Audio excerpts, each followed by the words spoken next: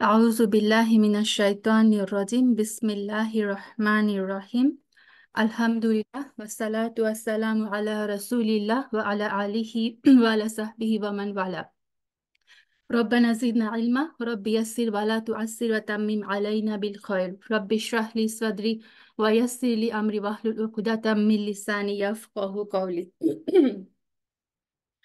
اللهم صل وسلم على نبينا محمد سبحانك لا علم لنا إلا ما علمتنا إنك أنت العليم الحكيم আসসালামু আলাইকুম ওয়া রাহমাতুল্লাহি ওয়া বারাকাতুহু। প্রিয় বোনেরা, সবাইকে সুস্বাগতম জানাচ্ছি আজকের আমাদের দিনী হালাকায়। শুরু করছি আল্লাহ আযজা ওয়া জাল্লের কাছে অসংখ্য কোটি শুকরিয়া জানিয়ে যে তিনি আমাদের সবাইকে দিনী হালাকায় বসার তৌফিক দিয়েছেন। আলহামদুলিল্লাহ রাব্বিল আলামিন। আজকে আমাদের হালাকার যে বিষয়বস্তু সেটা হচ্ছে কোরআন এবং হাদিসের আলোকে কথা বলার আদব। সুবহানাল্লাহ। একটা হাদিস দিয়ে শুরু করি, যে হাদিসটা বুখারীতে, মুসলিমে এবং মানে মুত্তাফাকুন আলাই দুইটা হাদিসের বইয়ে এসেছে। এবং ইমাম নববী রহিমাহুল্লাহ তার 40 হাদিসের যে গ্রন্থ সেটাতেও এই হাদিসটা নিয়ে এসেছেন। হাদিসটা হচ্ছে আবু হুরায়রা রাদিয়াল্লাহু তাআলা আনহু থেকে বর্ণিত যে قال قال النبي صلى الله عليه وسلم من كان يؤمن بالله واليوم الآخر فليقل خيرا أو ليصمت ومن كان يؤمن بالله واليوم الآخر فليكرم جاره ومن كان يؤمن بالله واليوم الآخر فليكرم ضيفه। হাদিসটার অর্থ হচ্ছে এরকম যে আবু হুরায়রা রাদিয়াল্লাহু তাআলা আনহু থেকে বর্ণিত, রাসূলুল্লাহ সাল্লাল্লাহু আলাইহি সাল্লাম বলেছেন, যে ব্যক্তি আল্লাহ এবং আখিরাতের প্রতি ঈমান আনে তার উচিত উত্তম কথা বলা অথবা চুপ থাকা। আর যে ব্যক্তি আল্লাহ এবং আখিরাতের উপর ঈমান আনে তার উচিত আপন প্রতিবেশীর প্রতি সদয় হওয়া। আর যে ব্যক্তি আল্লাহ এবং আখিরাতের উপর ঈমান আনে তার উচিত আপন অতিথির সম্মান করা। তো আজকে আমাদের আলোচনার বিষয়বস্তু হচ্ছে এই হাদিসের প্রথম অংশটুকু, মান কানা ইউমিনু বিল্লাহি ওয়াল ইয়াউমিল আখির, যে আল্লাহতে বিশ্বাস করে এবং কিয়ামত দিবসের উপর বিশ্বাস করে, ফালিয়াকুল খায়রান, সে যেন ভালো কথা বলে, তার উচিত ভালো কথা বলা, আউলি ইয়াসমুত, অথবা চুপ থাকা। মানে ভালো কথা না বলতে পারলে রাসূল সাল্লাল্লাহু আলাইহি সাল্লাম আমাদেরকে বলছেন যে ভালো কথা যদি বলতে না পারো তবে তোমরা চুপ থাকো। সুবহানাল্লাহ। আমাদের আহলে সুন্নাহ ওয়াল জামায়াতের আকীদা মতে ঈমান হচ্ছে তিনটা জিনিসের সমষ্টি। ঈমানের মধ্যে নিয়ত থাকতে হয়, আমল থাকতে হয় এবং কওল। কওল মানে মুখে যেটা স্বীকৃতি, হ্যাঁ, তার মানে অন্তরে সংকল্প থাকতে হয়, অন্তরে নিয়ত থাকতে হয়, কথার মাধ্যমে সেটার স্বীকৃতি দিতে হয় এবং আমলের মাধ্যমে, কাজের মাধ্যমে সেটার বাস্তবায়ন ঘটাতে হয়। এই তিনটা জিনিসের, কওল, আমল আর নিয়ত, এই তিনটা জিনিসের সমষ্টি হচ্ছে আমাদের ঈমান। ঈমান পরিপূর্ণ হতে হলে আমাকে অন্তরে বিশ্বাস রাখতে হবে, নিয়ত ঠিক রাখতে হবে, তারপরে আমাকে মুখে সেটার স্বীকৃতি দিতে হবে এবং আমার আমলে, কাজে কর্মে সেই আল্লাহ আজ্জা ওয়া জাল্লের বিধানগুলো মেনে চলতে হবে। তাহলেই হচ্ছে একজন মানুষের ঈমান পরিপূর্ণতা পায়। তো এই হাদিসটাতে আমরা আজকে যে অংশটা নিয়ে আলোচনা করব সেটা হচ্ছে আমল বিল লিসান। লিসান মানে জিহবা। জিহবার যে আমল, জিহবার আমল কি, জিহবার কাজ কি? কথা বলা। জিহবা দিয়ে আমরা কি করতে পারি? কথা বলতে পারি, অথবা হচ্ছে আরেকটা অপশন হচ্ছে চুপ থাকতে পারি। একটা কথা আমাদের মনে রাখতে হবে যে ভালো কাজ করা যেমন ভালো, ঠিক তেমনি নিজেকে গুনাহ থেকে বাঁচিয়ে রাখা, মানে গুনার কাজ থেকে বিরত থাকাটাও কিন্তু সওয়াবের কাজ। ধরেন আপনি কোনো একটা খারাপ কাজ করতে যাচ্ছেন, ওই মুহূর্তে আপনার মনে পড়লো যে না, এই কাজটা তো আল্লাহ পছন্দ করেন না, বা এই কাজটা তো আল্লাহর রাসূল সাল্লাল্লাহু আলাইহি সাল্লাম পছন্দ করতেন না। তখন যেই মুহূর্তে আপনি নিজেকে সেই কাজ থেকে বিরত রাখবেন, সেই মুহূর্তেও কিন্তু আপনি সওয়াবের কাজ করলেন। তার মানে ভালো কাজ করাটা যেমন সওয়াবের কাজ, খারাপ কাজ থেকে বিরত থাকাটাও কিন্তু সওয়াবের কাজ। তো এই হাদিসে এটাই বলা হচ্ছে যে তোমার যে লিসান, তোমার যে জিহ্বা, সেটা দিয়ে আইদার তুমি ভালো কথা বলো অথবা যেখানে তুমি ভালো কথা বলতে না পারবে, অ্যাটলিস্ট তুমি চুপ থাকো। কোনো খারাপ কথা বা কোনো বেহুদা কথা, বেহুদা তর্কে তুমি লিপ্ত হয়েও না।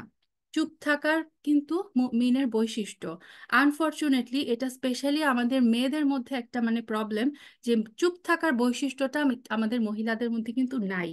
তাই না? আমাদের হচ্ছে কাজ হচ্ছে অপ্রয়োজনীয় জায়গায় অপ্রয়োজনীয় কথা বলা। আল্লাহ আমাদেরকে যেন হেদায়েত দেন। এই হাদিসটার উপর যদি আমরা আমল করতে যাই, আমাদেরকে কিছু জিনিস জানতে হবে।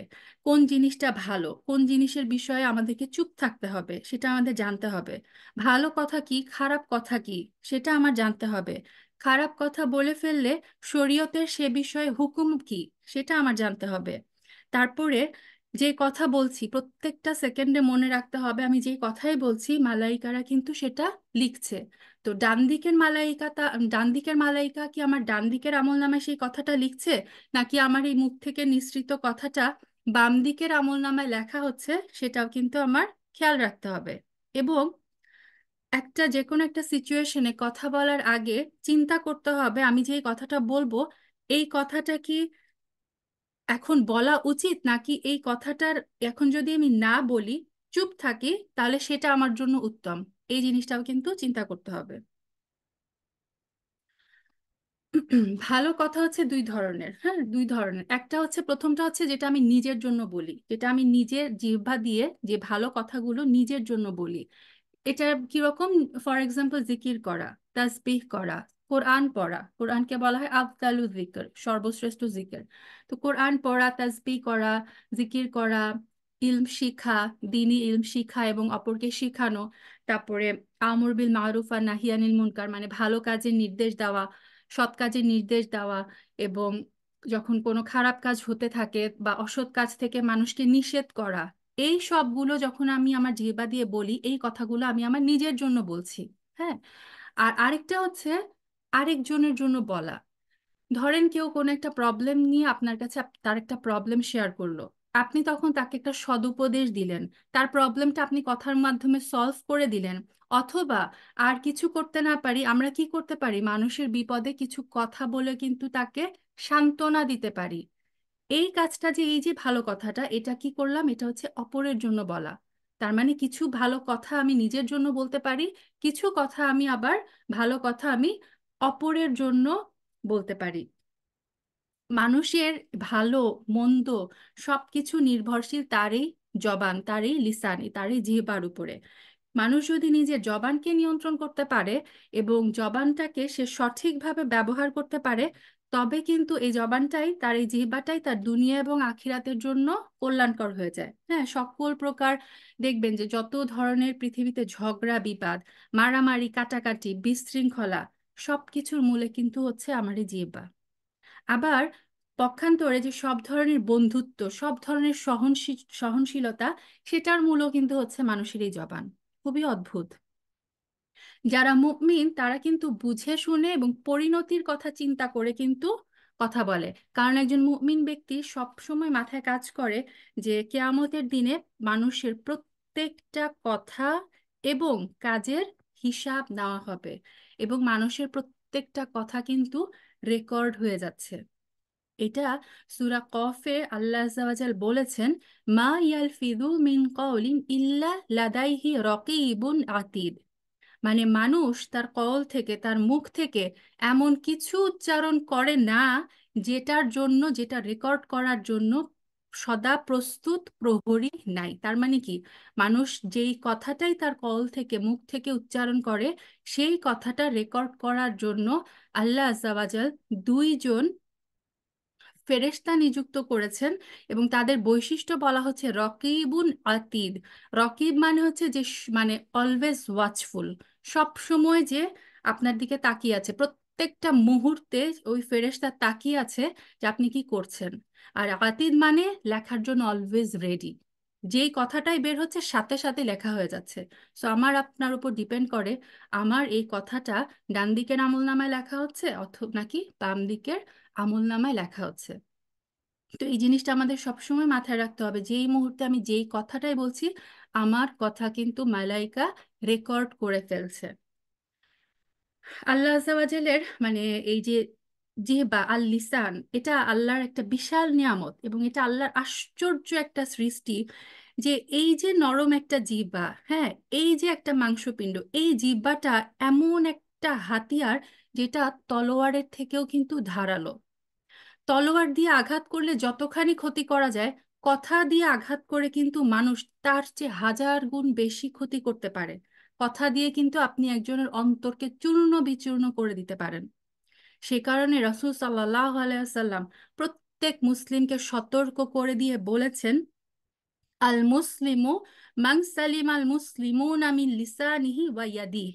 মুসলিম হচ্ছে সেই ব্যক্তি যার হাত এবং জিহবা থেকে অন্য মুসলিম নিরাপদ থাকে। তাহলে দেখেন, রাসূল সাল্লাল্লাহু আলাইহি সাল্লাম বলেই দিচ্ছেন যে তুমি যদি মুসলিম হও, তাহলে তোমার জিহবা এবং তোমার হাত থেকে অন্য মুসলিম যেন নিরাপদ থাকে। এটা হচ্ছে একটা মুসলিমের বৈশিষ্ট্য। আল্লাহ আযাওয়াজাল কোরআনুল কারিমে আমাদেরকে মানে কথা বলার সম্পর্কে কিছু গুরুত্বপূর্ণ দিক নির্দেশনা দিয়েছেন। যেমন আহ আল্লাহ আযাওয়াজাল সূরা আহজাবের ৭০ নম্বর আয়াতে বলেছেন, কুলু কওলান সাদীদা। কুলু কওলান সাদীদা, কুলু মানে তোমরা বলো, কওলান সাদীদা, সাদীদা মানে হচ্ছে সত্য, সঠিক। আল্লাহ বলছেন যে তোমরা সঠিক কথা বলো, সত্য কথা বলো, তোমরা ভুল কথা বা মিথ্যা কথা বলো না। ভুল কথা কারা বলে? কাযযাব যারা, হ্যাঁ, যারা মুনাফিকুন। এবং আমরা জানি যে মুনাফিকদের স্থান হচ্ছে জাহান্নামের সর্বনিম্ন স্তরে স্তরে। মিথ্যাবাদীরা জাহান্নামী হবে। সো কথা বলার সময় আমাকে সবসময় সতর্কতা অবলম্বন করতে হবে যে এই যে আমি কথাটা বলছি, কথাটা কি সাদিদ? আল্লাহ যে কোরআনে বললেন, কৌলু কওলান সাদিদা, তোমরা সঠিক কথা বলো। কথা বলার সময় আমার সব সময় মাথায় রাখতে হবে আমি কি সত্য কথা বলছি নাকি আমি মিথ্যা কিছু বলে ফেলছি। মানুষ কিন্তু অসতর্কভাবে অনেক সময় মিথ্যা বলে ফেলে, মানে কোনো কিছু যাচাই বাছাই না করে অনেক সময় সে একটা কিছু শুনে এবং সেই গুজবটা সে মানে ছড়াতে থাকে। হ্যাঁ, স্পেশালি এটা আমাদের মেয়েদের বৈশিষ্ট্য, যে একটা কিছু শুনলাম তো সেই মানে মাথায় ইয়েই থাকে যে আমি কতক্ষণে সেই কথাটা সবার মাঝখানে ছড়িয়ে দিব। সুবহানাল্লাহ, এটা কিন্তু খুব ভয়ঙ্কর। আমার মাধ্যমে আমি নিজে যেন কোনো মিথ্যা কথা না বলি এবং আমার মাধ্যমে কোনো মিথ্যা যেন না ছড়ায়, সেই ব্যাপারে আমাকে সর্বদা সচেষ্ট থাকতে হবে। তাহলে প্রথমটা দেখলাম যে আল্লাহ আমাদেরকে বললেন, এক নাম্বার হচ্ছে কুলু কওলান সাদীদা, তোমরা সঠিক কথা বলো। দুই নাম্বার হচ্ছে সূরা আল ইসরার 23 নম্বর আয়াতে আল্লাহ আযাওয়াজাল বলছেন, উল্লাহুমা কওলান কারীমা। তাহলে এখানে আল্লাহ বললেন তোমরা কি কথা বলো? কওলান কারীমা, কারিমা হচ্ছে সম্মানজনক কথা। সম্মানজনক কথা, আল্লাহ বলছেন যে তোমরা সম্মানজনক কথা বলো। তার মানে কথা বলার সময় আমাকে সম্মান প্রদর্শন করে কথা বলতে হবে। আমার সামনে যে আছে আমি তাকে সম্মান করে কথা বলবো, আমি কখনো তাকে ছোট করে কথা বলবো না। বড়দের সাথে আমরা বড়দের সম্মান দিয়ে কথা বলবো। আমি যখন ছোটদের সাথে কথা বলবো, ছোটদেরকে তাদের সম্মান দিয়ে কথা বলবো। শিক্ষকের সাথে কথা বলার সময় আমি শিক্ষকের সম্মান দিব। আত্মীয় স্বজনের সাথে কথা বলার সময় তাদেরকে আমি তাদের সম্মান দিব।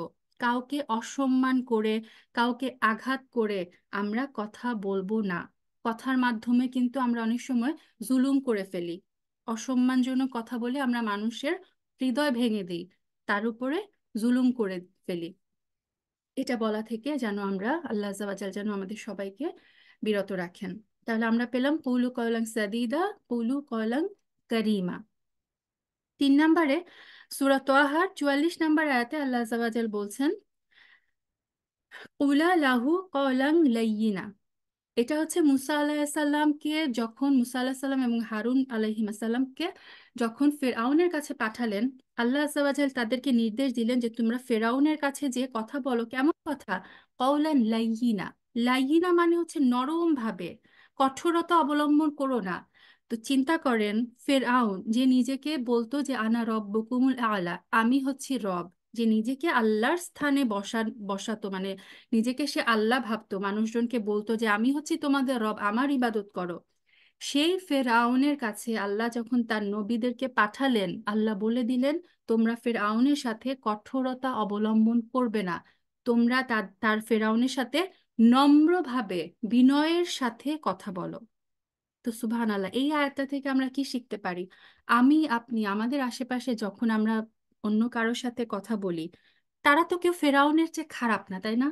তাহলে ফেরাউনের সাথে যদি আল্লাহ বলেন যে তুমি ফেরাউনের সাথে নম্রভাবে কথা বলো, কঠোরতা অবলম্বন করো না, তাহলে আমি আপনি কিভাবে কঠোরতা অবলম্বন করে আমার আশেপাশের মানুষজনের সাথে কথা বলি? আল্লাহ যেন আমাদেরকে বোঝার তৌফিক দেন।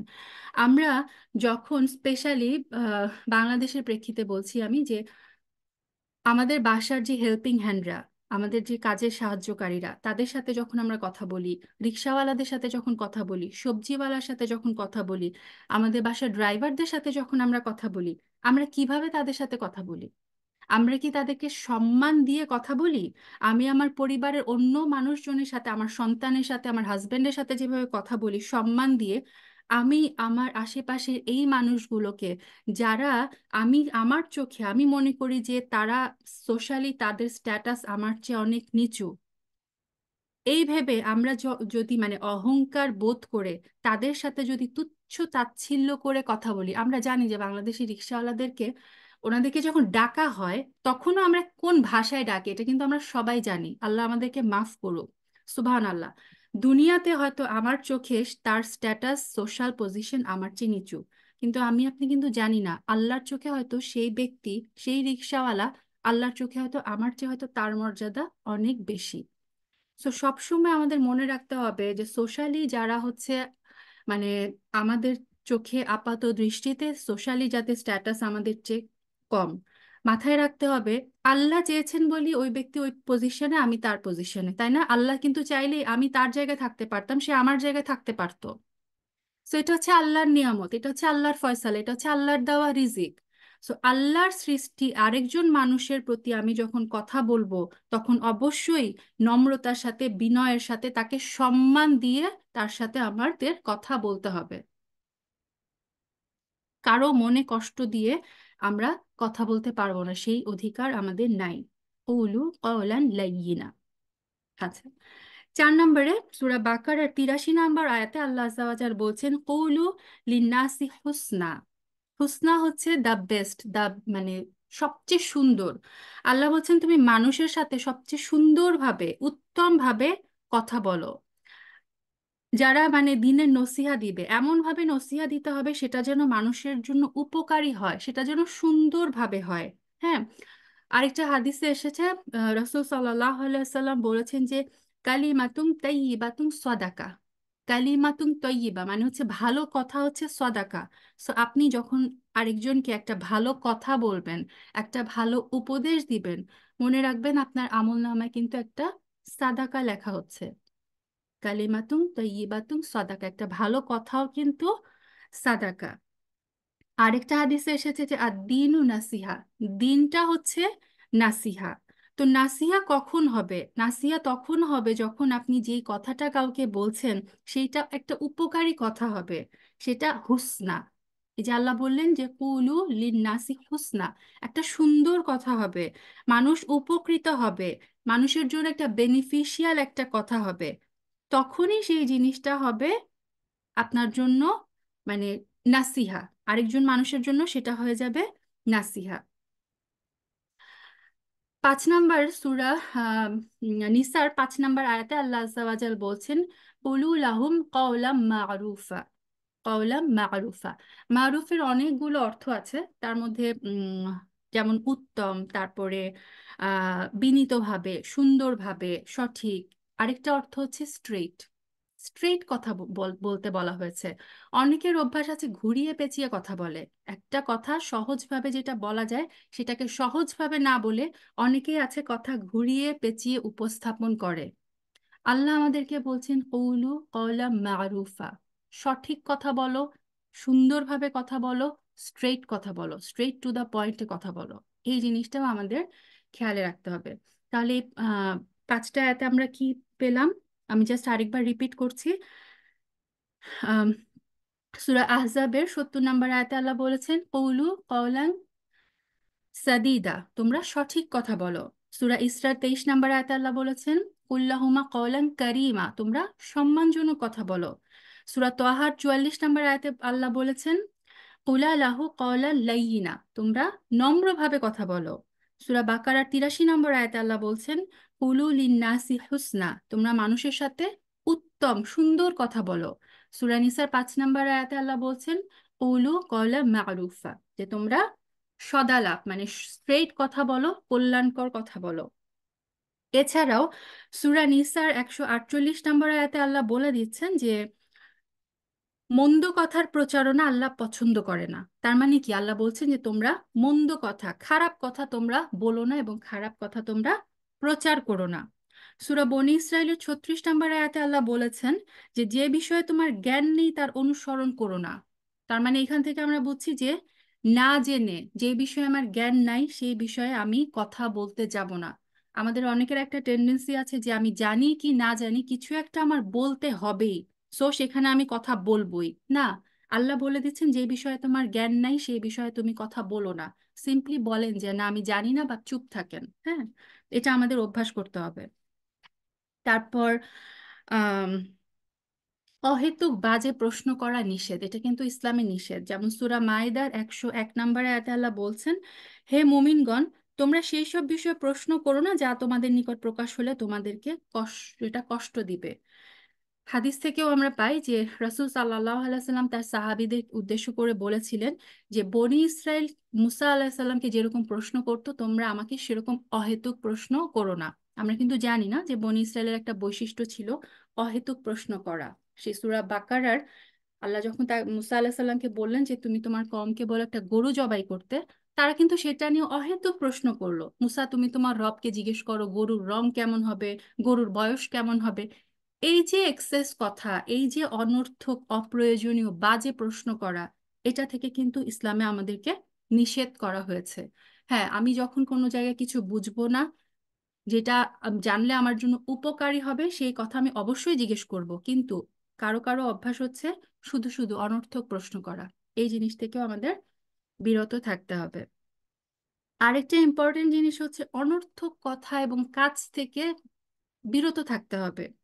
সূরা মুমিনুনের 3 নম্বর আয়াতে আল্লাহ আজ্জা ওয়া জাল মুমিনদের গুণ বর্ণনা করতে গিয়ে বলেছেন, মুমিনদের একটা বৈশিষ্ট্য হচ্ছে ওয়াল্লাযীনা হুম আনিল লাগবি মুরিদুন, যারা অনর্থক বিষয় থেকে দূরে থাকে। এটা মুমিনদের একটা বৈশিষ্ট্য। যেই বিষয়ে আমার কোনো কনসার্ন না, যেই বিষয়ে আমার দুনিয়া এবং আখিরাতে কোনো জায়গায় সেটা হেল্প করতে পারবে না, সেই বিষয়ে অনর্থক বিষয় থেকে আমি বিরত থাকব, অনর্থক কাজ থেকেও বিরত থাকব, অনর্থক কথা বলা থেকেও আমি বিরত থাকব।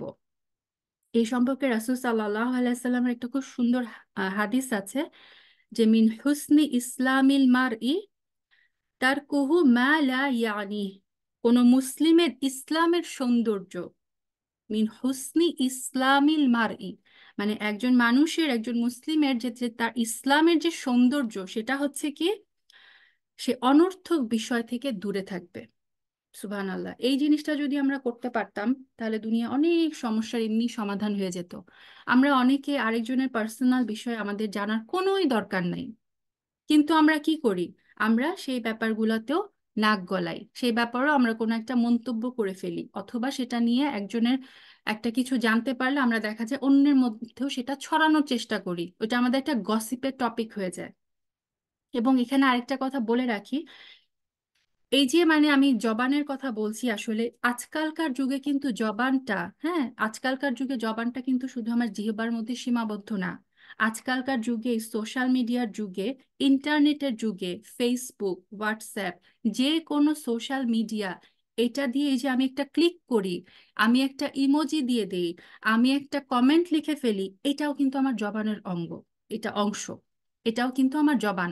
কারণ আপনি হয়তো মুখে বলছেন না, আপনি একটা কমেন্ট লিখে আরেকজনকে অপমান করছেন, আপনি একটা ইমোজি পাঠিয়ে কাউকে অপমান করছেন, কিছু একটা বলছেন। সো এই যে কমেন্ট করা, তারপরে এই যে অনর্থক বিষয়ে প্রচার করা, কিছু একটা আপনার কাছে পোস্ট আসলো, দিলাম শেয়ার, একটা ক্লিক করলেই শেয়ার হয়ে যায়। এবং এখানে আরেকটা কথা বলে রাখি, যে মিথ্যার প্রচার প্রসার থেকে আমরা বিরত থাকব। জবান দিয়ে যেরকম আমি মিথ্যা বলবো না, ওই যে দেখে আসলাম যে মিথ্যা বলাটাও হচ্ছে কি হারাম, মিথ্যা একজন মুমিন মিথ্যা বলবে না।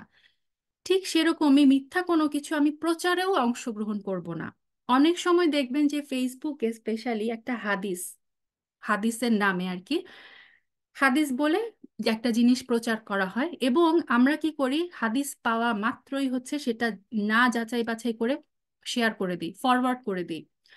আর কিছুদিন পরে রমাদান আসছে, দেখবেন আর কিছুদিন পরেই একটা পোস্টে ভরে যাবে, সেটা হচ্ছে যে ব্যক্তি কি যে রমাদানের প্রথম মানে রমাদান স্টার্ট হওয়ার এই নিউজ যে শেয়ার করবে সে হচ্ছে জাহান্নামের আগুন থেকে মুক্তি পাবে, বা এই টাইপের কিছু একটা। এবং মানে এটা শেয়ার করা তখন ধুম পড়ে যায়। সুবাহান আল্লাহ। বোনেরা, এটা হাদিস না, এটা জয়ীফ হাদিসও না। হ্যাঁ।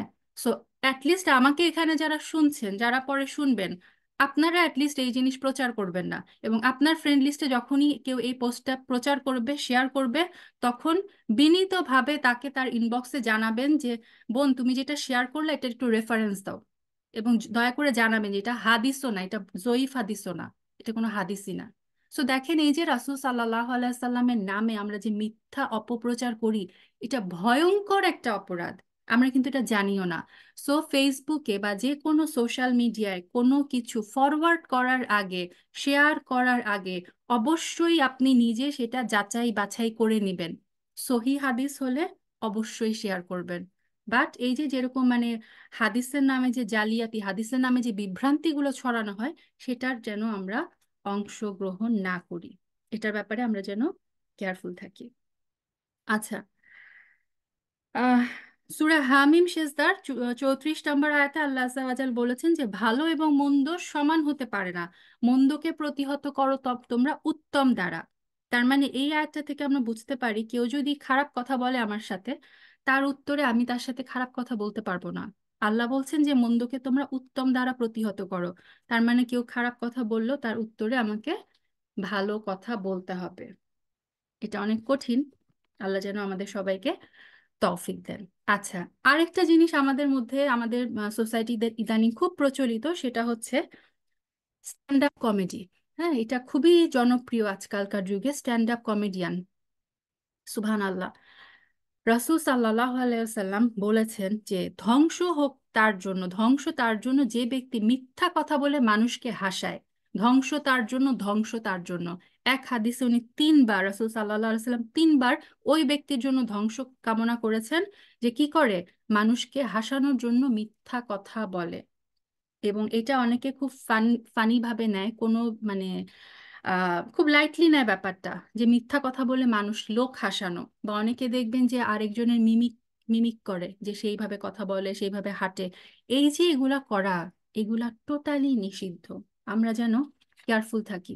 কাউকে মানে হাসানোর জন্য আমরা মিথ্যা কথা বলতে পারবো না। এটা হচ্ছে রাসূল সাল্লাল্লাহু আলাইহি সাল্লাম তিনবার তার জন্য মানে ধ্বংস হওয়ার বদদোয়া করেছে। সুবহানাল্লাহ।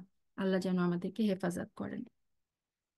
আচ্ছা, এখন আসি যে আহ, এই যে আমরা জিহ্বার যে ব্যবহার করব, জিহ্বার ব্যবহারের কিছু উত্তম ক্ষেত্র এবং কিছু নিষিদ্ধ ক্ষেত্র।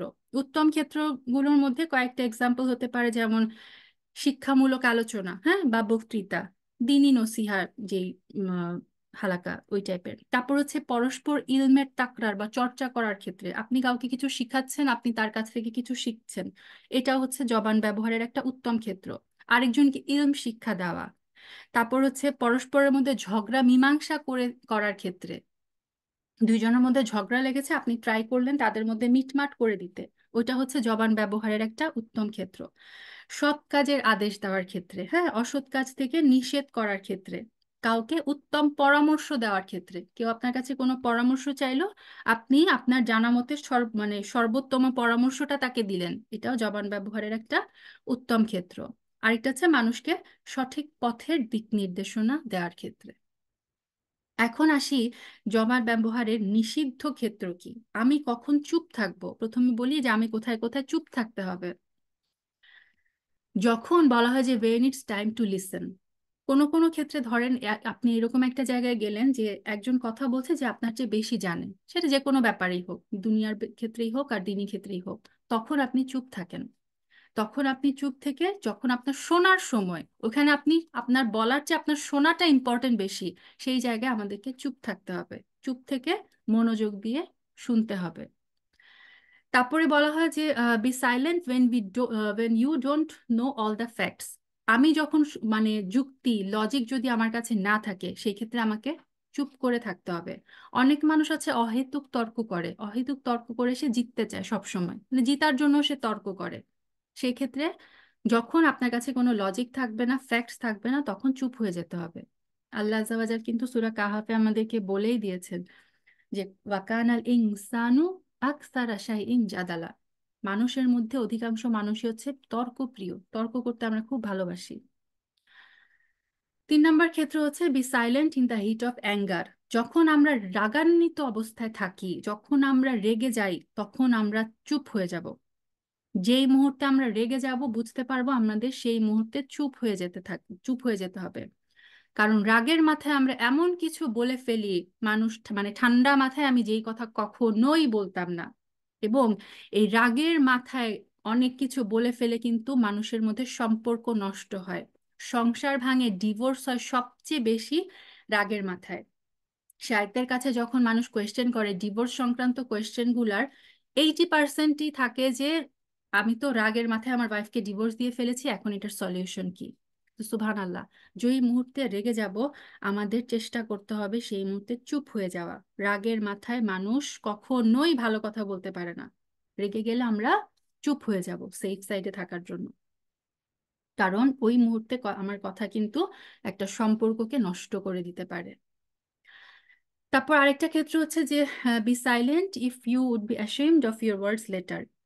কোনো মুহূর্তে যদি এমন হয় যে আমি এমন কিছু বলে ফেলছি যেটার কথা পরে চিন্তা করলে আমাকে লজ্জিত হতে হবে। অনেক সময় কিন্তু হয় যে একটা কিছু বলে ফেলি, তারপরে মনে হয় ইস আমি ওই কথাটা কেন বললাম, ওই মুহূর্তে আমি চুপ হয়ে গেলেই পারতাম। এই ফিলিংসটা যখনই আসবে মনে যে আমি এই কথাটা বলে ফেললে পরে হয়তো এটার জন্য আমাকে লজ্জিত হতে হবে, সেই ক্ষেত্রে আমাকে চুপ হয়ে যেতে হবে। ওই কথা আমি বলবোই না যেই কথার কারণে পরে আমাকে লজ্জিত হতে হবে। ওই মুহূর্তে আমার জিহ্বাকে আমার কন্ট্রোল করতে হবে। আরেকটা ক্ষেত্র হচ্ছে be silent when you are feeling critical. যখন আমরা ইমোশনালি ভালনারেবল থাকি, ইমোশনালি আনস্টেবল থাকি, আমাদের ব্রেন ঠিক মতো কাজ করে না, আমার ইমোশন যখন আমি কন্ট্রোল করতে পারছি না, সেই মুহূর্তে আমি চুপ হয়ে যাব। কারণ ঠান্ডা মাথায় মানে মাথা গরম থাকলে ইমোশন যখন আপনি কন্ট্রোল করতে পারবেন না, তখন ওই যে আমরা বেফাস কথা বলে ফেলি, যেটার জন্য পরে আমাদেরকে আফসোস করতে হয়। সো ইমোশনালি ক্রিটিক্যাল অবস্থায় আমরা চুপ হয়ে যাব। তারপর হচ্ছে remain silent if you can't say it without screaming. যদি এরকম হয় যে চিৎকার না করে আমি এই কথাটা বলতে পারছি না, হ্যাঁ এই কথাটা বলতে গেলে আমাকে মানে আমার চিৎকার করে বলতে হবে, আমি মেজাজ ঠিক রাখতে পারবো না, সেই মুহূর্তে আমাকে চুপ হয়ে যেতে হবে। কারণ কি? কারণ সূরা লোকমানে আল্লাহ আজ্জা ওয়া জাল কিন্তু বলেছেন যে মানুষের মধ্যে গাধার স্বর হচ্ছে, মানে মানুষের মধ্যে না বলা হয়েছে যে তোমরা তোমাদের স্বরকে নিচু করো, তোমরা তোমাদের গলার আওয়াজকে নিচু করো। নিশ্চয়ই স্বরের মধ্যে গাধার স্বর হচ্ছে সবচেয়ে অপছন্দনীয়। তার মানে আমি যখন গাধার মতো চিল্লায় একটা কিছু বলবো, আল্লাহ বলছেন এটা তার আল্লাহর কাছে সবচেয়ে অপছন্দনীয়। আল্লাহ যেন আমাদেরকে তৌফিক দেন রাগের মোমেন্টে চুপ হয়ে যাওয়ার। আল্লাহুম্মা আমিন। A meaningful silence is always better than meaningless word. সুবহানাল্লাহ। অনর্থক কথা বলার চেয়ে চুপ থাকাটা হচ্ছে উত্তম। যেই কথাটা বললে দুনিয়া এবং আখিরাতে কোনো বেনিফিট নাই, সেই কথাটা আমি বলবো না। কারো কারো অভ্যাসই হচ্ছে কথা বলাই, মানে কিছু না কিছু বলতেই হবে।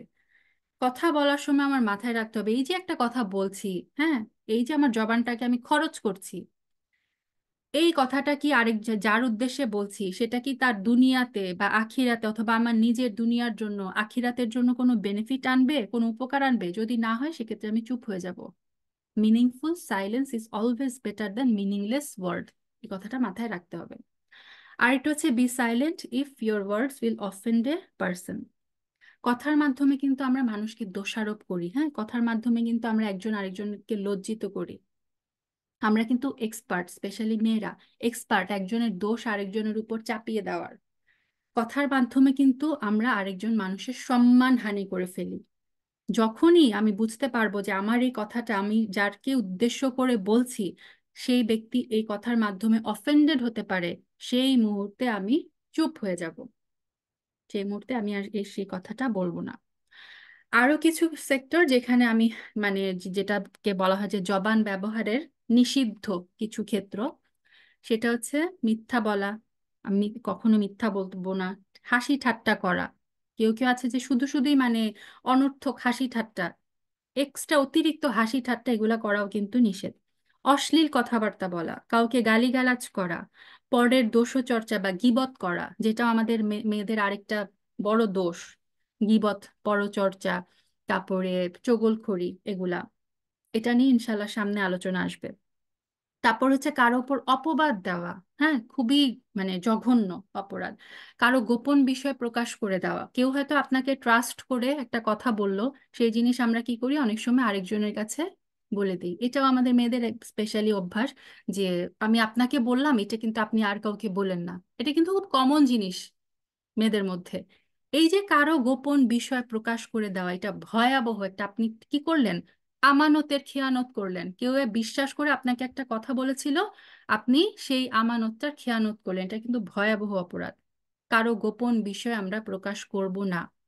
দুমুখী নীতি গ্রহণ করা, কেউ কেউ আছে দুমুখী মুনাফিকি চরিত্র, যে এক গ্রুপের কাছে এসে তাদের মতো কথা বলে, আরেক দিকের গ্রুপে যখন যায় তখন আবার তাদের মতো কথা বলে। এটা থেকেও আমাদের বিরত থাকতে হবে। ঝগড়া, তারপরে অতিরিক্ত কথা বলা, সুবহানাল্লাহ, অতিরিক্ত কথা বলাটাও নিষেধ। অতিরিক্ত কথা আমরা বলবো না।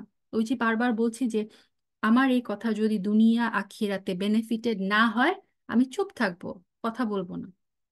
হারাম আলোচনায় লিপ্ত হওয়া, হারাম শুধু বলা না, হারাম শোনা থেকেও কিন্তু আমাদের বিরত থাকতে হবে। কাউকে অভিশাপ দেওয়া, এটা থেকে আমাদের বিরত থাকতে হবে। আমরা মায়েরা অনেক সময় কি হয়, রেগে গিয়ে সন্তানকে অভিশাপ দিয়ে ফেলি। সুবহানাল্লাহ, এটা কিন্তু আমরা কখনো মানে এই কাজটা করব না। আমাদের সবসময় সতর্ক থাকতে হবে, কারণ মায়ের দোয়া কিন্তু সন্তানের জন্য কিন্তু কবুল হয়ে যায়। ওই যে ওই মুহূর্তে আপনি রেগে গিয়ে যদি আপনার সন্তানের উদ্দেশ্যে একটা অভিশাপজনক কথাবার্তা বলে ফেলেন, হয়তো ফেরেশতা সেই সময় আপনার ওই কথা বলার পরে আমিন বলে ফেললো, তার মানে কি আপনি আপনার নিজের সন্তানের জন্যই কিন্তু ধ্বংস ডেকে আনলেন। আল্লাহ যেন আমাদেরকে হেফাজত করে। কাউকে নিয়েই যেন আমরা, কারো বিরুদ্ধেই যেন আমাদের মুখ থেকে অভিশাপ না বের হয়। কারো সামনে তার প্রশংসা করা, এটাও কিন্তু ঠিক না। কারো সামনে মানে রাসূল সাল্লাল্লাহু আলাইহি সাল্লাম বলেছেন যে যে ব্যক্তি তার তোমার সামনে তোমার প্রশংসা করলো, তার উপর ধুলা ছুঁড়ে মারো। সো আমরা কারো সামনে তার ডিরেক্ট প্রশংসা করব না। মানুষকে হাসানোর জন্য কথা বলা, স্পেশালি মিথ্যা কথা বলা, এটাও টোটালি নিষেধ।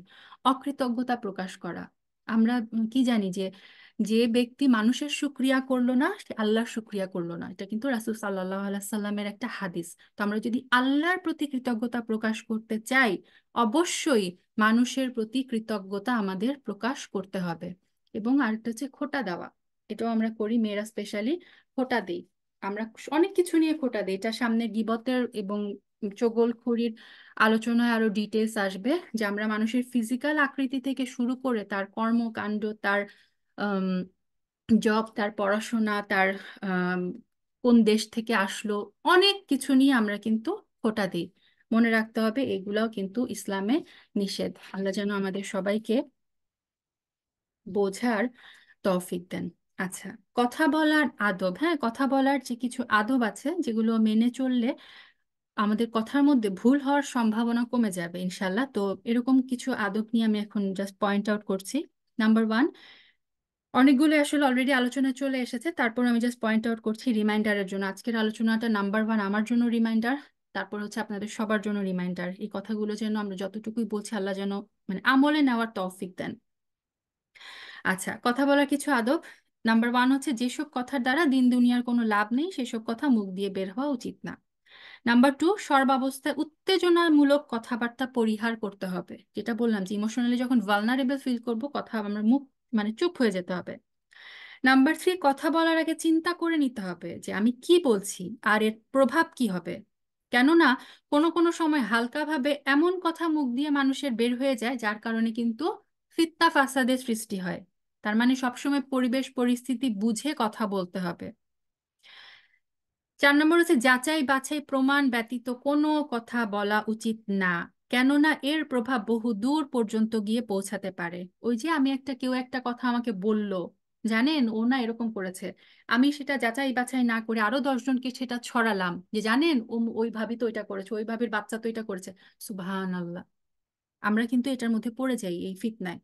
তো যাচাই বাছাই প্রমাণ ব্যতীত আপনি নিজে কোনো কথা বলবেনও না, এবং সেই কথা অন্য কারো কাছে প্রচারও করবেন না।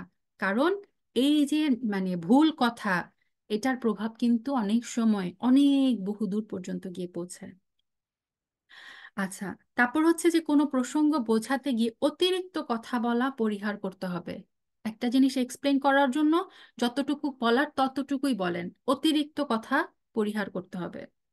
কথা বলার সময় খেয়াল রাখতে হবে যে কথা যেন এত দীর্ঘ না হয় যাতে শ্রোতারা বিরক্ত হয়ে যায়, আবার এত সংক্ষিপ্তও না হয় যে শ্রোতা কথার অর্থই বুঝলো না। তার মানে পরিমিত ভাষায়, মডারেট ওয়েতে কথা, আপনার যে বক্তব্য সেটা বলতে হবে। কথা পরিপূর্ণ এবং স্পষ্ট করে বলতে হবে যাতে অন্যরা সহজে বুঝতে পারে। অনেক সময় দেখা যায় যে মানুষ নিজের জ্ঞান, তার পাণ্ডিত্য জাহির করতে গিয়ে অনেক কঠিন কঠিন ভাষায় কথা বলে। সুবহানাল্লাহ, কথা বলার সময় আপনার সামনে অডিয়েন্স, অডিয়েন্সের লেভেল অনুযায়ী কিন্তু কথা বলতে হয়। সো এমন ভাবেই কথা বলতে হবে যেটা আপনার অপরপক্ষ যাদের উদ্দেশ্যে কথা বলছেন সেটা যেন তারা সহজে বুঝতে পারে। আমি যখন একটা বাচ্চাকে কিছু এক্সপ্লেন করব, আমি কিন্তু বাচ্চাদের লেভেলে নেমে তার বয়স অনুযায়ী তার ভাষায় তার সাথে কথা বলবো।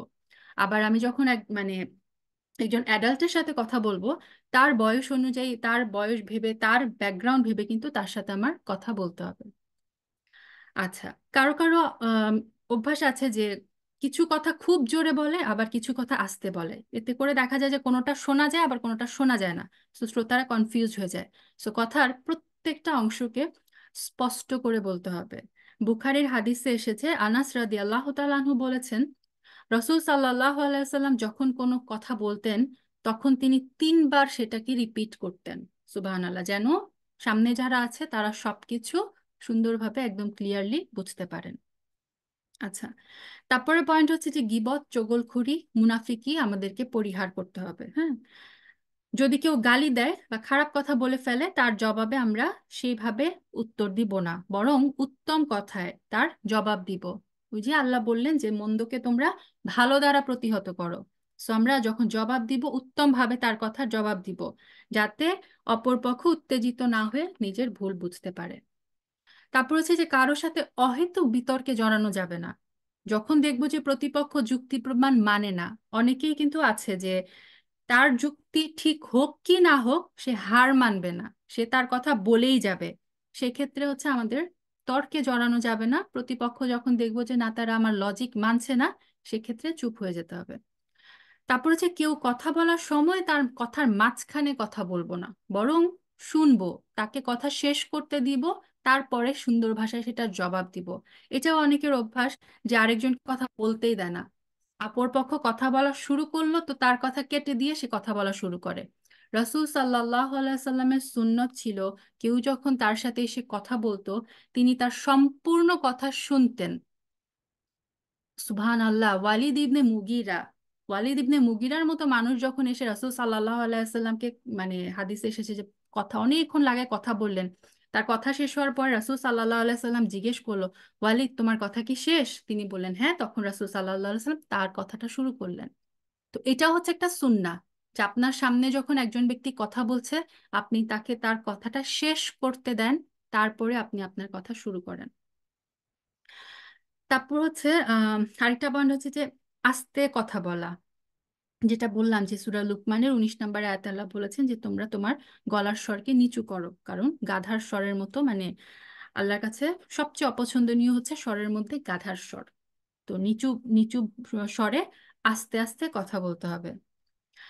আরেকটা পয়েন্ট হচ্ছে যে মেয়েরা নন মাহরাম পুরুষদের সাথে নরম ভাষায় ইনিয়ে বিনিয়ে কথা বলবে না, কারণ এতে ফিতনার আশঙ্কা আছে। এটা অনেকের আনফরচুনেটলি দেখা যায় যে মাহরামদের সাথে, তার হাজবেন্ডের সাথে একভাবে কথা বলে, কিন্তু যখনই নন মাহরাম কারোর সাথে কথা বলে তখনই দেখা যায় গলার মধ্যে একটা ইনিয়ে বিনিয়ে একটা ভাব চলে আসে। এটা কিন্তু নিষেধ। নন মাহরাম পুরুষের সাথে যখন কথা বলবে মেয়েরা, তখন তারা নরম ভাষায় ইনিয়ে বিনিয়ে কথা বলতে পারবে না। এটা স্পেশালি আমাদের মেয়েদের খেয়াল রাখতে হবে। আরেকটা হচ্ছে মন্দ কথা, খারাপ কথা পরিহার করতে হবে, কেননা মন্দ কথা কিন্তু শয়তান থেকে আসে। এটা সূরা বনি ইসরাইলের 53 নম্বর আয়াতে আল্লাহ বলে দিচ্ছেন যে আমার বান্দাদেরকে উত্তম কথা বলতে বলো, নিশ্চয়ই শয়তান তাদের মধ্যে বিভেদ সৃষ্টির উস্কানি দেয়। শয়তান মানুষের প্রকাশ্য শত্রু, তার মানে খারাপ কথা শয়তান থেকে আসে। অশ্লীল কথাবার্তা পরিহার করতে হবে, কেননা অশ্লীল কথাবার্তা বলা হচ্ছে মুনাফিকদের কাজ।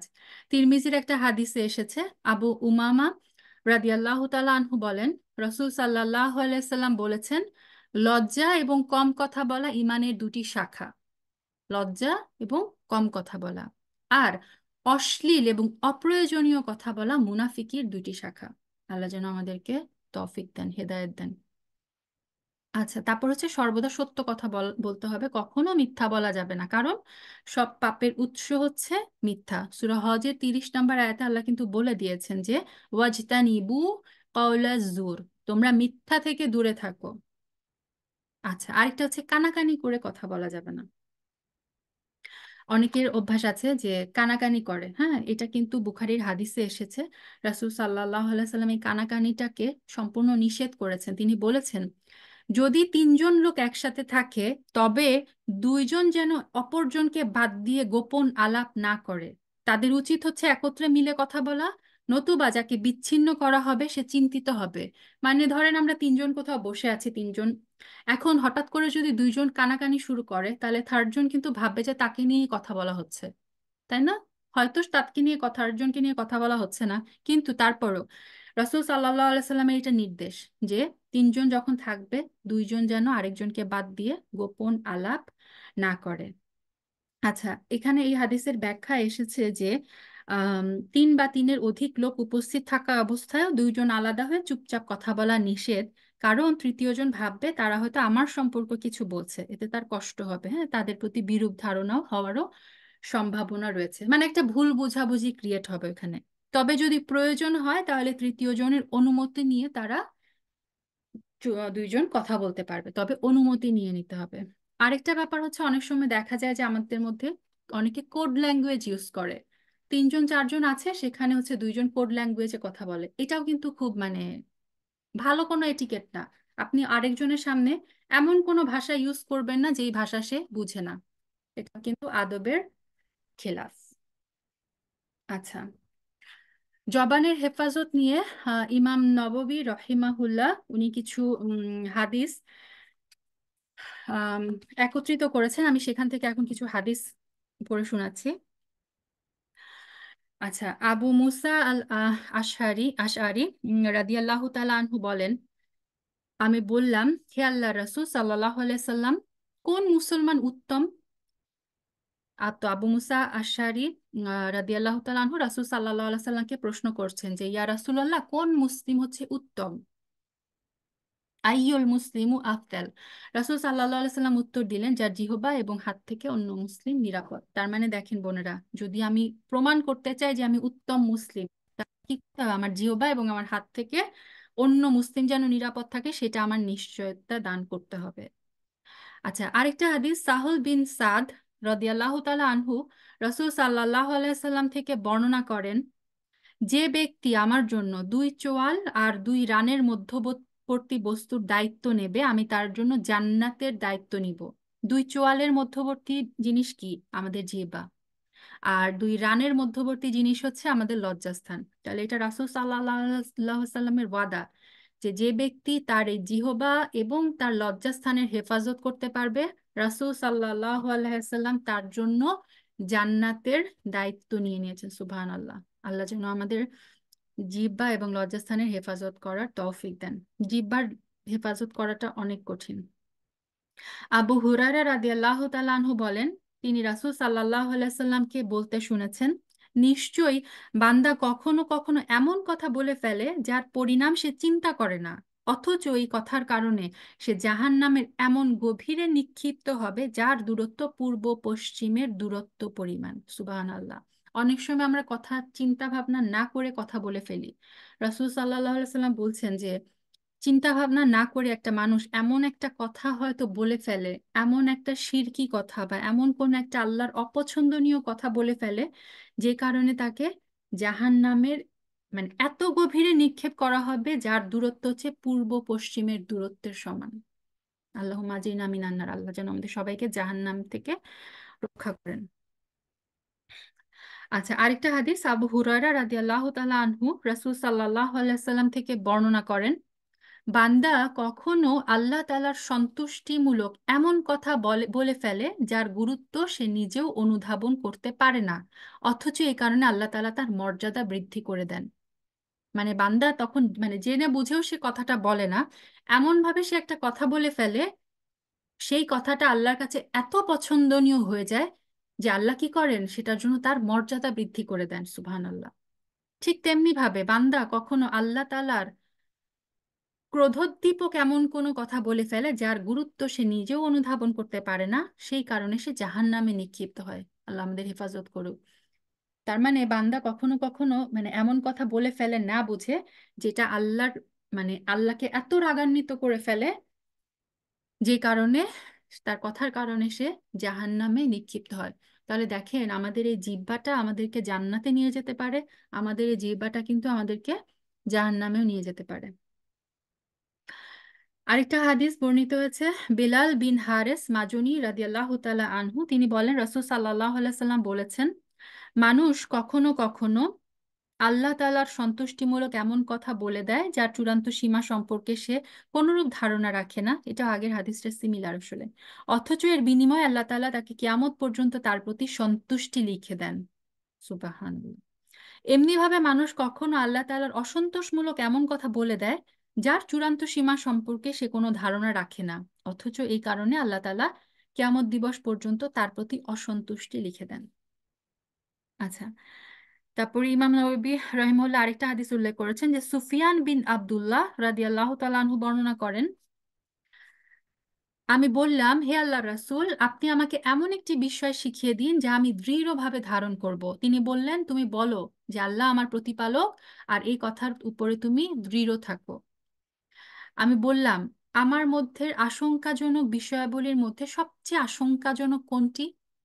কত বুদ্ধিমান সাহাবাদের কোয়েশ্চেন গুলো দেখেন, কত বুদ্ধিমত্তার প্রশ্ন, যে আপনি আমার মধ্যে কোন জিনিসটা নিয়ে সবচেয়ে বেশি আশঙ্কা করেন ইয়া রাসূলুল্লাহ। রাসূল সাল্লাল্লাহু আলাইহি সাল্লাম তার নিজের জিহ্বা মোবারক ধরে বলেন এটি। সুবহানাল্লাহ। তার মানে জিহ্বাটা হচ্ছে মানুষের জন্য কি সবচেয়ে বেশি আশঙ্কাজনক বিষয়। আরেকটি হাদিস আব্দুল্লাহ ইবনে ওমর রাদিয়াল্লাহু তাআলা আনহু বর্ণনা করেন, রাসূল সাল্লাল্লাহু আলাইহি সাল্লাম বলেছেন, তোমরা এই কথাটা এই হাদিসটা মনোযোগ দিয়ে শুনেন বোনেরা, তোমরা আল্লাহর জিকির ব্যতীত অন্য কথা বেশি বলো না। কেননা আল্লাহর জিকির ব্যতীত অন্য কথার আধিক্য মূলত অন্তরের কাঠিন্যের কারণ হয়, আর মানুষের মধ্যে কঠিন হৃদয় লোকেরা আল্লাহ থেকে বেশি দূরের হয়। তার মানে কি, এই হাদিসটা থেকে আমরা বুঝলাম রাসূল সাল্লাল্লাহু আলাইহি সাল্লাম বললেন, একমাত্র আল্লাহর জিকির করো বেশি বেশি, তোমার জিহ্বা দিয়ে শুধুমাত্র আল্লাহর জিকির করো বেশি বেশি, আর কোনো এক্সট্রা কথা তোমরা বেশি বলো না। কারণ আল্লাহর জিকির ব্যতীত বাকি যাই তুমি বলো, সেটার কারণে কি হতে পারে, তোমার অন্তর কঠিন হয়ে যাবে, এবং অন্তর কঠিন হলে সেই মানুষটা কি হয়, আল্লাহ থেকে দূরে সরে যায়। আল্লাহ মাফ করুন। তার মানে জিকির করতে বলা হচ্ছে বেশি বেশি। উকবা বিন আমর রাদিয়াল্লাহু তাআলা আনহু বলেন, আমি বললাম, হে আল্লাহর রাসূল, মুক্তি কিসের মধ্যে? তিনি বললেন, তোমার নিজের জিহ্বাকে সংযত রাখো। এখানের এই হাদিসটা রাসূল সাল্লাল্লাহু আলাইহি সাল্লাম আমাদের মুক্তির তিনটা পথ বলে দিচ্ছেন। নাম্বার ওয়ান, তুমি জিহ্বাকে সংযত করো। নাম্বার টু, তোমার ঘর যেন তোমার জন্য প্রশস্ত হয়, তার মানে বিনা প্রয়োজনে ঘরের বাইরে যেও না। হ্যাঁ। আর তিন নাম্বার হচ্ছে নিজের ভুলের জন্য মানে কান্নাকাটি করো, নিজের ভুলের জন্য ক্রন্দন করো। এই তিনটা উপায়ে রাসূল সাল্লাল্লাহু আলাইহি সাল্লাম বলতেন যে এই তিনটার মধ্যে মুক্তি আছে: জিহ্বার সংযতি, বিনা প্রয়োজনে ঘর থেকে বাইরে না যাওয়া, এবং নিজের ভুলের জন্য কান্নাকাটি করা।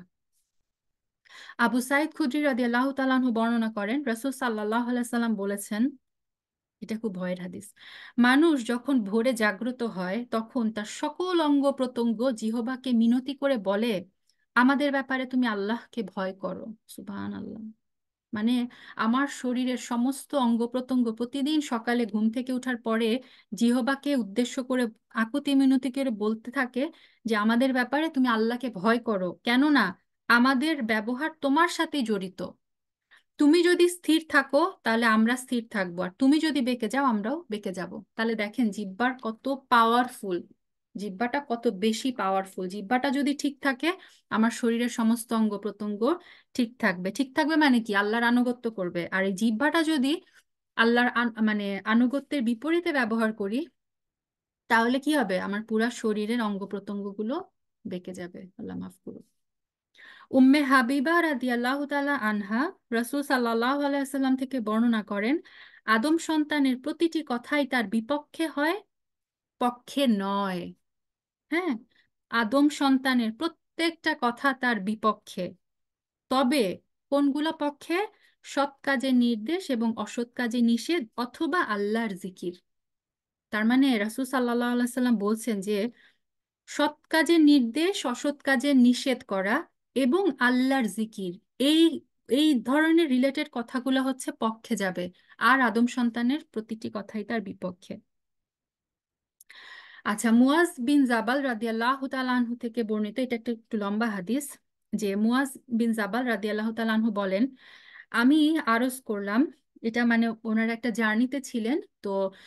হাদিসটার বর্ণনা এভাবে এসেছে যে মুয়াজ বিন জাবাল রাদিয়াল্লাহু তাআলা আনহু বলেন যে চলতে চলতে একটা সময় দেখলাম যে রাসূল সাল্লাল্লাহু আলাইহি সাল্লামের খুব কাছাকাছি আমি চলে এসেছি। তখন আমি আরজ করলাম, আমি প্রশ্ন করলাম, ইয়া রাসূলুল্লাহ, আমাকে এমন কোনো আমল শিখিয়ে দিন যেটা আমাকে জান্নাতে প্রবেশ করাবে এবং জাহান্নাম থেকে দূরে রাখবে।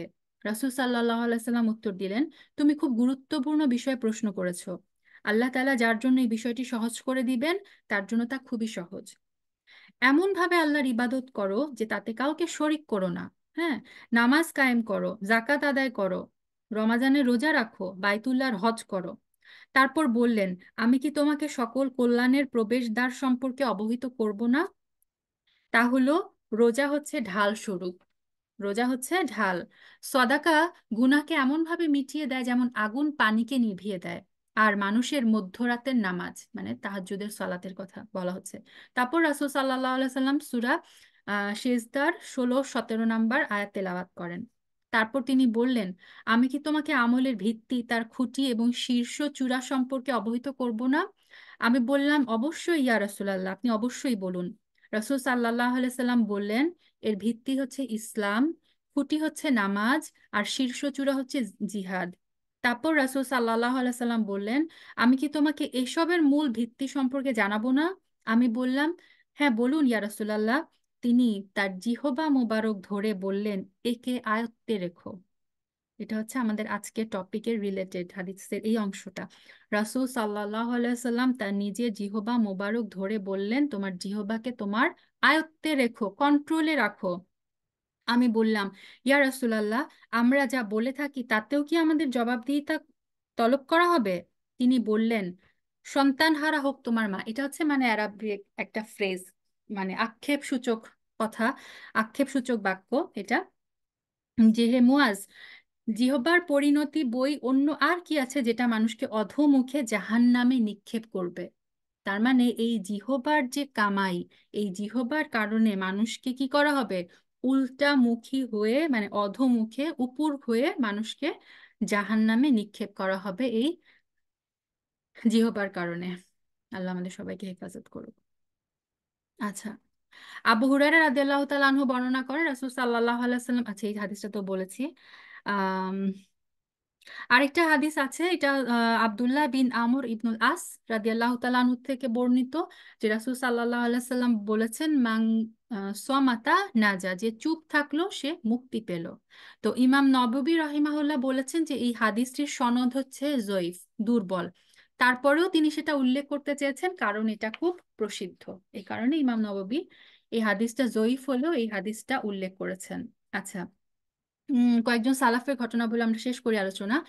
একবার কুসা বিন সাইদা এবং আকসাম বিন সাইফি রাহিমাহুল্লাহ ওনারা একত্রিত হলেন। তো একজন আরেকজনকে জিজ্ঞাসা করলেন, আপনি আদম সন্তানের মধ্যে কি পরিমাণ দোষ খুঁজে পেয়েছেন? অন্যজন বললেন, এ তো গণনার চেয়েও বেশি, তবে আমি গণনা করে 8,000 দোষ খুঁজে পেয়েছি। আর মানুষের মধ্যে এমন একটা অভ্যাস পেয়েছি যার চর্চা করলে তার সব দোষ গোপন থাকবে। মানে যেই জিনিসটা কন্ট্রোল করলে মানুষের সব দোষ গোপন থাকবে। তো প্রথম জন জানতে চাইলেন সেটা কি? দ্বিতীয় জন উত্তর দিলেন কি? জবানের হেফাজত, ভাষার সংযত ব্যবহার। তার মানে এই আলোচনা থেকে আমরা বুঝতে পারলাম যে মানুষ যদি তার জবানটাকে কন্ট্রোল করতে পারে, সে তার সমস্ত দোষকে গোপন রাখতে পারে। হ্যাঁ। ফুজাইল বিন আয়াজ রহেমাহুল্লাহ বলেন যে যে ব্যক্তি তার আমলের মধ্যে কথাকে গণনা করবে, তার অনর্থক কথা বলার পরিমাণ কমে যাবে। মানে এই যে কথা বলাটাও যে আমল, বদ আমল অথবা কি সৎ আমল, নেক আমল, এটা যে কাউন্ট করবে, যে ভাববে যে হ্যাঁ এই যে আমি একটা ফাউল কথা বললাম, এটা তো আমার একটা আমল নামায় মাইনাস একটা পয়েন্ট যোগ হলো, তাই না? তাহলে সে কি করবে? সে অনর্থক কথা বলা কমিয়ে দিবে। ইমাম শাফি রাহিমাহুল্লাহ তার শিষ্য আহ রবি বিন সুলাইমান মুরাদি রাহিমাহুল্লাহকে বলেন, রবি, অনর্থক কথা বলবে না। তুমি যখন কথা বলো তখন এর দায় তোমার উপর বর্তায়, কথার উপর নয়। তার মানে আমি যে কথাই বলি সেই কথার দায় কিন্তু আমার, সেই কথার জন্য আমাকে কিন্তু জবাবদিহি করতে হবে। আব্দুল্লাহ বিন মাসুদ রাদিয়াল্লাহু তাআলা আনহু বলেন, জিহবার চেয়ে অধিকতর বন্দিযোগ্য আর কিছু নাই। মানে একটা জিনিস যদি মানুষকে বন্দি করতে মানে বন্দি করতে চায় মানুষ, সেটা কি হওয়া উচিত? তার জিহবাকে। অন্যান্য আলেমরা বলেন জিহবা হলো হিংস্র প্রাণীর মতো, যদি একে বেঁধে না রাখো সে তোমার প্রতি আক্রমণাত্মক হবে। মানে জিহ্বাকে যদি আমি বেঁধে না রাখি, জিহ্বাটা কি করবে? আমার উপরই আক্রমণ করে বসবে। আর আবুল কাশিম কুশাইরি রাহিমাহুল্লাহ তার এক বইতে লিখেছেন যে চুপ থাকা হচ্ছে নিরাপদ, এটা হচ্ছে মূল কথা। যথাসময়ে নীরবতা অবলম্বন করা হচ্ছে বিরচিত স্বভাব, ঠিক যেমন উপযুক্ত সময়ে কথা বলাটা হচ্ছে উত্তম গুণ। আর তিনি আরো বলেন যে আমি আবু আলী দাক্কাক রাহিমাহুল্লাহকে বলতে শুনেছি, হক বিষয়ে যে চুপ থাকে সে হলো বোবা শয়তান। তার মানে দেখেন, কথা কম বলতে বলা হচ্ছে, কিন্তু এটার মানে এটা না যে হক বিষয় যখন আসবে তখন আপনি চুপ থাকবেন। যেখানে আপনি দেখবেন যে রাসূল সাল্লাল্লাহু আলাইহি সাল্লামের বিরুদ্ধে কোনো কথা যাচ্ছে, হাদিসের বিরুদ্ধে কথা যাচ্ছে, কোরআনের বিরুদ্ধে কথা যাচ্ছে, সেখানে চুপ থাকতে থাকতে গেলে সেটা কিন্তু আবার আপনার মানে সেটা কিন্তু আপনার ইমানের বরখিলাফ হয়ে যাবে। হক বিষয়ে আপনাকে কথা বলতে হবে। হক বিষয়ে যে চুপ থাকে সে হচ্ছে বোবা শয়তান। তিনি আরো বলেন যে দুনিয়া বিমুখ সাধনা এবং আত্মসংশোধনে ব্রত সাধকগণ নীরবতাকেই প্রাধান্য দিয়ে থাকেন, কারণ অতি কথনের বিপদ অশুভ পরিণতি সম্পর্কে তারা যথেষ্ট জ্ঞান রাখে। তার মানে এই যে বেশি কথা আসলে কি করে? আমাদের বিপদ ডেকে আনে। বেশি কথা বললে আলটিমেটলি তার পরিণতি কিন্তু অশুভ হয়। আল্লাহ আজ্জা ওয়া জাল্লা আমাদের সবাইকে জবানের হেফাজত করার এই কঠিন কাজটা করার তৌফিক যেন দেন। যতটুকু শুনলাম সেইটুকু যেন আমরা আমলে আনতে পারি। যা কিছু বললাম, ভালো যদি কিছু বলে থাকি সেটা সম্পূর্ণ আল্লাহর তরফ থেকে, যদি ভুল কিছু বলে থাকি সেটা আমার এবং শয়তানের তরফ থেকে, আল্লাহ যেন আমাকে ক্ষমা করে দেন। এবং আল্লাহ আজ্জা ওয়া জাল্লা যেন আমাদেরকে এই হাদিসের উপর আমল করার তৌফিক দেন। যে ব্যক্তি আল্লাহকে এবং আখিরাতে ঈমান আনে, তার উচিত হচ্ছে উত্তম কথা বলা অথবা চুপ থাকা। দেখেন, এটা কিন্তু একটা শর্তযুক্ত বাক্য। হ্যাঁ, যে আল্লাহকে মানে ব্যাপারটা এরকম যে যে উত্তম কথা বলে না অথবা যে চুপ থাকে না, সে যেন আল্লাহ এবং আখিরাতের উপর ঈমান আনে না। হ্যাঁ, এই হাদিসটা কিন্তু এই যে শর্তযুক্ত বাক্য, মান শারতিয়া দিয়ে বাক্যটা শুরু। সো আখিরাতে যদি বিশ্বাস করি, আল্লাহকে যদি আমরা ঈমান আনি, আল্লাহর উপর যদি আমরা ঈমান আনি, এই দাবি যদি আমি করি, অবশ্যই আমাকে এই হাদিসের মানে মাল পালন করতেই হবে। হয় আমি উত্তম কথা বলবো অথবা আমি চুপ থাকবো। আল্লাহ যেন আমাদের সবাইকে বোঝার তৌফিক দেন, সবার জন্য তার জবানটা কন্ট্রোল করা সহজ করে দেন। সুবহানাকা আল্লাহুম্মা ওয়া বিহামদিকা আশহাদু আল্লা ইলাহা ইল্লা আনতা আস্তাগফিরুকা ওয়া আতুবু ইলাইক। সুবহান রব্বিকা রব্বিল ইজ্জাতি আম্মা ইয়াসিফুন ওয়া সালামুন আলাল মুরসালিন আলহামদুলিল্লাহি রব্বিল আলামিন। আসসালামু আলাইকুম ওয়া রাহমাতুল্লাহি ওয়া বারাকাতুহু।